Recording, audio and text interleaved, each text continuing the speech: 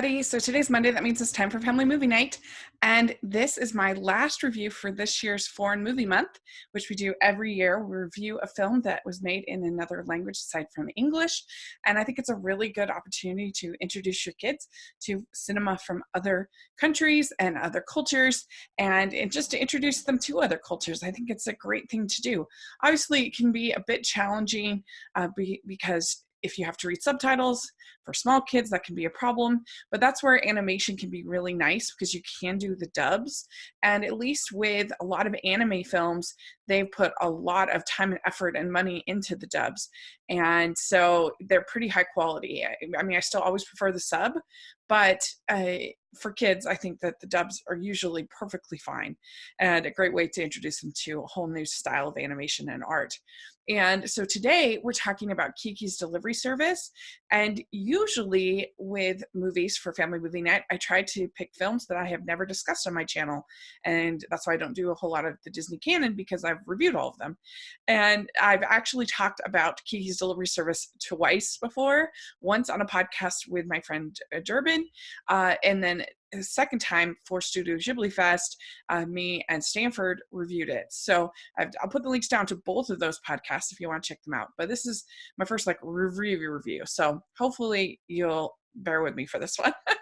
So Kiki's Delivery Service was first released in 1989, and it's a very simple story, but it packs such an emotional oomph to it that I think it's really powerful and one of Hayao Miyazaki's best films. It's about this girl named Kiki, obviously, and she lives in a society where the people who have these sort of special powers, when they're 13 years old, they're sent off to go and basically find their own way and to become sort of an apprentice and of somebody, and to try to kind of hone their craft.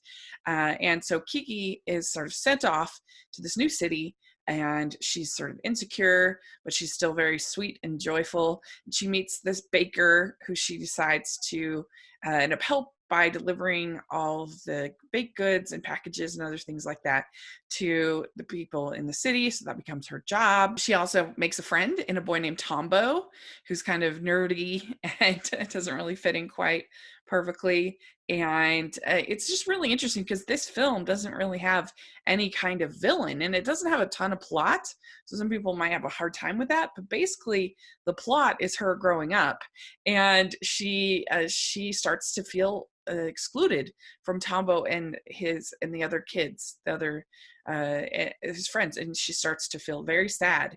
And you see her just dealing with depression, and she can't get out of bed. She can't function, can't do her job very well, and she starts to lose her powers. It becomes especially traumatic when her cat, named Gigi, all of a sudden can't talk anymore. Cat in the dub is voiced by Phil Hartman, which is really nostalgic for me, because he passed in such a tragic way. Hear his voice as this cat is just really wonderful and charming.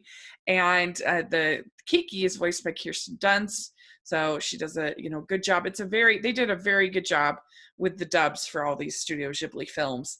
And so she starts to lose her powers, which is even more unsettling to her, and she becomes friends with this artist named Ursula, who tries to kind of help her to see beyond just this one gift, that she is like a valuable person beyond just her skills as a witch. And so they have a really, really sweet relationship, and all the relationships are really wonderful here. It's about, they kind of talk about, is it some kind of artist block, like writer's block, but artist block, and that her skills, because she's sort of, her confidence has been thrown, that's what's caused her sort of lose her skills. And so the movie is really about a young girl kind of trying to come to grips with who she is and what she wants out of life. And it's done through this mildly kind of fantasy environment. But I think what makes it work so well is that it is so emotionally true. It really feels like it does not wimp out at all in showing her just being really sad. And I think that you could have such great family time talk with this movie about what kind of mental illness is, what happens when you're feeling sad, what Kiki goes through, what she learns, how she's able to recover, what she learns from her various friends. what she learns about her powers, all that stuff is so easily applicable to everyday life. And I think that it was such a healthy conversation that we're often very reticent to have with kids. We just want them to be happy all the time. And instead of talking about some of these feelings that the children have, and they need to know how to deal with it. And so I think it's a great film in that way. And it's just, you feel for Kiki so much. You're rooting for her. It has enough humor with Gigi. It has enough sweet moments. And I just, it's not a heavy film. It's not like you feel sad, but you're just concerned for her. You're rooting for her. You want her to figure this out. And it's just a really lovely, lovely animated film that is very honest.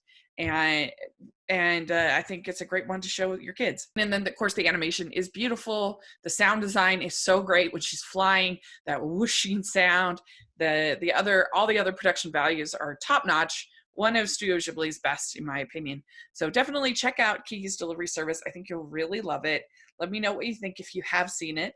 And consider becoming a patron. We have so much fun talking about animation, anime, everything that you want to talk about. So check it out in the link in the description. We also have our merch store where you can get small-worthy and frown-worthy shirts and animation junkie shirts. So check that out. I really appreciate it. And thanks so much. I'll talk to y'all later. Bye.